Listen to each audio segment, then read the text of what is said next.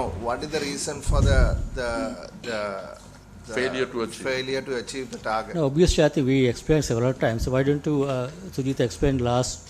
If you look at that chart, you clearly see the deviation below zero is coming mainly from the power and energy sector. There has been significant volatility in prices through electricity tariff adjustments. Yeah, so that is nothing to do with the monetary policy. So that is the question. Yeah, I mean, then supply the side operation. Yeah, I mean, so that's the answer. How have you, what have you done, right? Or is it even within the scope of your work, to explain, that this is a supply side matter, so therefore there is nothing much we can do. That's our communication. I think we have been trying to explain that through every monetary policy review and inflation report we publish. We have clearly mentioned and shown the sources of this deviation. Where it coming from the food prices, energy prices, those are beyond the monetary policy kind of a control.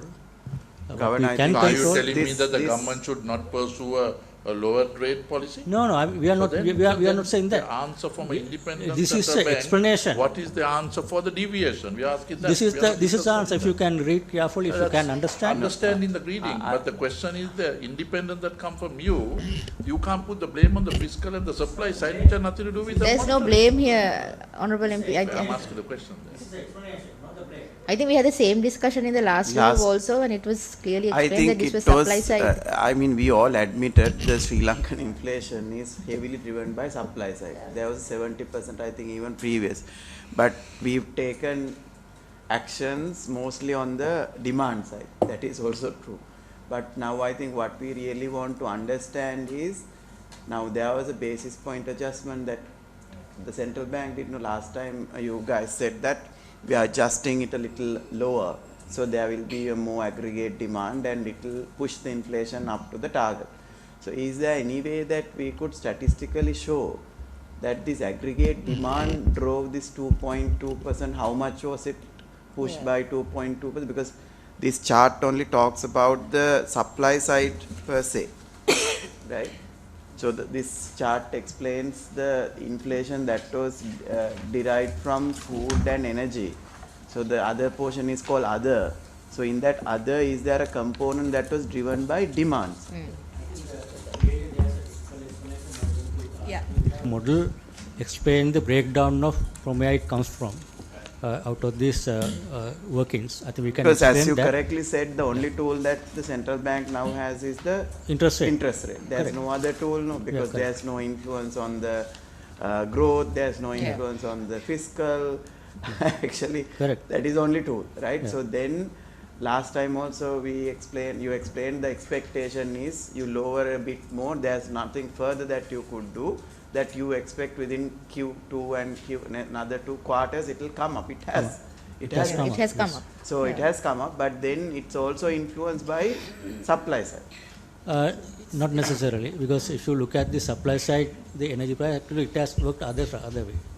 I think what the MP is asking is how has the policy adjustments, the rate adjustments impacted this? Yeah, I think there are indicators. For example, because of the rate adjustment, that's why you see every month private sector credit growing at very high rates of 200 billion per month, 3 consecutive months.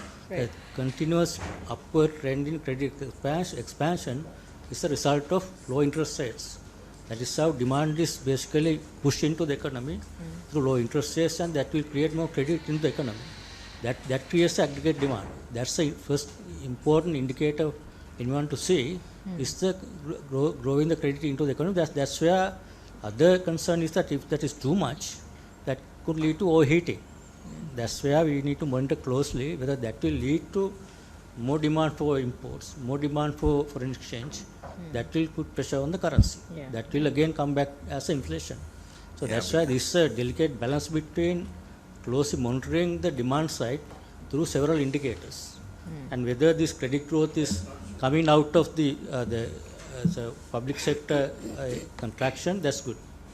If both public sector and private sector expanding, that could be too much expansion that will reflect in the imports and the balance of payment. So That's a structural issue we have in the economy, right? And also, if I can explain from this chart, we have this co-inflation also plotted in blue line. So even though headline inflation went to a negative level, co-inflation didn't move to negative That's level. right. And that shows that the stimulus that we have given through the monetary policy easing was helpful in maintaining the demand side of the inflation curve. It has been in the range of around 2%, and it's now it's on the upside upward trend again. So that itself is a sign that we are moving towards the targeted level.